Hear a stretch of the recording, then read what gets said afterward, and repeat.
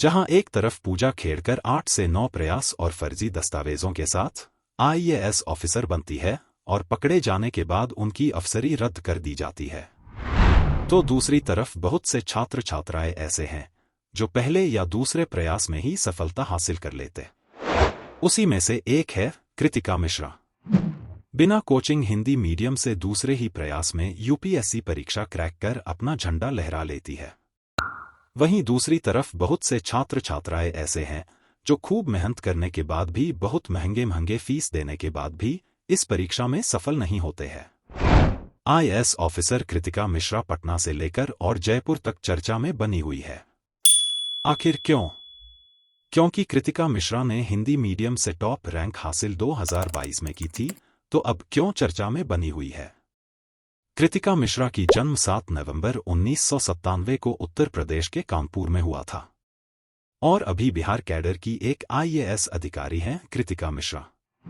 उनके पिता दिवाकर मिश्रा शिक्षक हैं और एक इंटर कॉलेज में पढ़ाते हैं, जबकि उनकी मां भारतीय जीवन बीमा निगम यानी एलआईसी में काम करती हैं, जो देश की सबसे बड़ी निवेशक कंपनी है। कृतिका ने 12वीं से लेकर ग्रेजुएशन तक की पढ़ाई आर्ट्स स्ट्रीम से की है और फिलहाल वह अपने गृहनगर यानी कानपुर यूनिवर्सिटी से पीएचडी भी कर रही है। कृतिका शुरुआत से ही पढ़ाई में काफी तेज थी और शुरू से ही सिविल सेवाओं की ओर आकर्षित थी। ऐसे में उन्होंने अपनी पढ़ाई पूरी होने के बाद सिविल सेवाओं की तैयारी शुरू कर दी थी।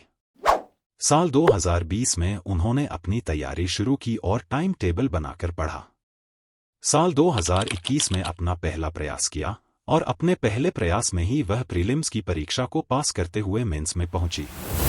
यहां मेंस की परीक्षा में उन्होंने अपनी तैयारी और बढ़ा दी थी, जिसकी मदद से उन्होंने मेंस की परीक्षा को पास कर लिया था। वह अपने पहले प्रयास में ही इंटरव्यू तक पहुंच गई थी, लेकिन जब फाइनल लिस्ट जारी हुई तो वह सफल नहीं हो सकी।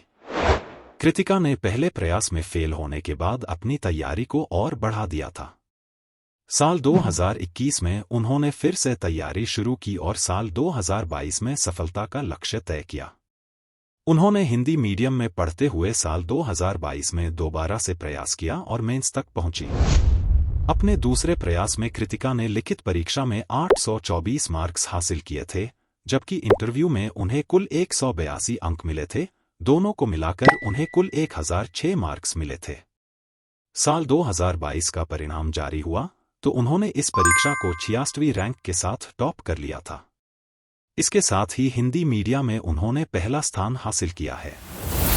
कृतिका ने मीडिया को दिए एक साक्षात्कार में कहा कि इस परीक्षा को पास करने के लिए मेहनत और दृढ़ता ही एकमात्र विकल्प है। कृतिका बताती हैं कि हिंदी मीडियम से यूपीएससी पास करना उनके लिए बिल्कुल भी आसान नहीं था, क्योंकि हिंदी मीडियम से छात्रों के लिए सबसे बड़ी चुनौती होती है। जो भी स्टडी मटेरियल उपलब्ध होते हैं वो अंग्रेजी में ही होते हैं। ऐसे में उनका हिंदी में अनुवाद करना और फिर उस हिसाब से पढ़ाई करना उनके लिए बेहद मुश्किल रहा। हालांकि इस पढ़ाई का उन्हें अच्छा फल भी मिला। सोशल मीडिया के जरिए वह यूपीएससी की तैयारी करने वाले छात्रों को कुछ न कुछ टिप्स देती रहती हैं। वह कहती हैं कि हिंदी मीडियम के छात्र भी निर्धारित समय सीमा में अच्छा लिख सकते हैं और ये तभी संभव होगा जब छात्र निरंतर लिखने का अभ्यास करते रहें। इसके अलावा उन्होंने छात्रों को ये भी सलाह दिया है कि वो पिछले 10 साल के पेपर को अच्छी तरह से सॉल्व करें और ऐसे ही प्रैक्टिस करते रहें। वह चर्चा में इसलिए बनी हुई है क्योंकि उनकी शादी राजस्थान के मुख्यमंत्री भजनलाल शर्मा के बड़े बेटे आशीष शर्मा से होने वाली है। बता दें कि 5 अगस्त को उत्तर प्रदेश के कानपुर में एक आईएएस अधिकारी कृतिका मिश्रा और आशीष शर्मा की सगाई हुई है। शादी 12 नवंबर 2024 को होगी। आशीष को अभिषेक के नाम से भी जाना जाता है। बता दें, भजनलाल शर्मा पिछले साल ही राजस्थान के मुख्यमंत्री बने थे। उनके परिवार में खुशियों का माहौल है। बेटे की सगाई की खबर से उनके समर्थक और शुभचिंतक भी खुश हैं। क्या करते हैं सीएम भजनलाल शर्मा के बेटे? आशीष शर्मा मुख्यमंत्री भजनलाल शर्मा के बड़े बेटे हैं। खबरों के मुताबिक वह पुणे के एक कॉलेज से एमबीए की पढ़ाई कर रहे हैं और जल्द ही अपना व्यवसाय शुरू करने वाले हैं। मीडिया रिपोर्ट्स के अनुसार पहले वह राजस्थान प्रशासनिक सेवा (आरएएस) की तैयारी भी कर रहे थे। भजनलाल शर्मा के छोटे बेटे कुणाल शर्मा डॉक्टर हैं। भजनलाल शर्मा जयपुर के सांगानेर से विधायक हैं। उनकी संपत्ति का करीब 1.5 करोड़ है। इसमें 43.6 लाख की चल संपत्ति और 1 करोड़ की अचल संपत्ति है। भजनलाल पहली बार विधायक बने और इसी बार उन्हें सीएम का पद मिल गया। सांगानेर पार्टी की एक सुरक्षित सीट मानी जाती है, जहां से भजनलाल शर्मा ने दावेदारी की और जीत दर्ज की। उन पर 46 लाख का कर्ज है। भजनलाल शर्मा पोस्ट ग्रेजुएट हैं। 56 साल के भजनलाल शर्मा पहली बार ही विधायक बने और मुख्यमंत्री का पद मिल गया। उनके पिता का नाम किशन स्वरूप शर्मा है। उनके गांव का नाम अटारी है। ये भरतपुर जिले नदबई तहसील में आता है। उन्होंने सांगानेर से दावेदारी पेश की।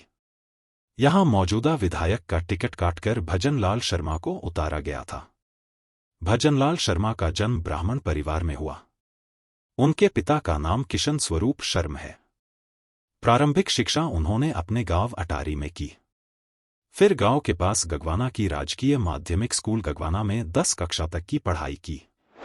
11वीं और 12वीं कक्षा तक की पढ़ाई राजकीय उच्च माध्यमिक विद्यालय नदबई, भरतपुर में की। बाद में उच्च शिक्षा के लिए वे जयपुर आए और एसएसजी सुबोध कॉलेज में एडमिशन लिया। सुबोध कॉलेज से उन्होंने बीए किया।